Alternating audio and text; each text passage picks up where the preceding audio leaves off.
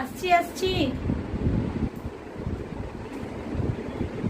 School থেকে ফিরলাম প্রায় এক সপ্তাহ পর। স্কুলে গেছিলাম, ছেলের পরীক্ষা চলছে, ছুটি নিয়েছিলাম পড়ানোর জন্য।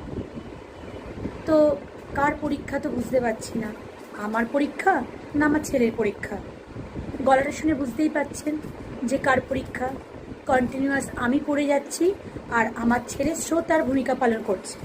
সে শুনছে, সে বাবু পড়বে না, আমি রিডিং পড়ব, আমি মুখস্থ করিয়ে দেব, উনি নয় বলবেন নয় শুনবেন। আরও কি কি পোজে বসে পড়ছে সেগুলোর ফটো আপনাদের কিছু কিছু আমি দেখাবো। সব তো আর ক্যাপচার করা যায় না, পড়ানোর মুডে থাকলে পড়ানোর মধ্যেই থাকি। কোনো সময় আমার কর্তামশাই, আমরা পড়ছি সেই সময় কোনো একটা ফটো তুলে নিয়েছে, বা আমি ও শুয়ে আছে, এই শুয়ে আছিস কেন, আমি কিন্তু ফটো তুলে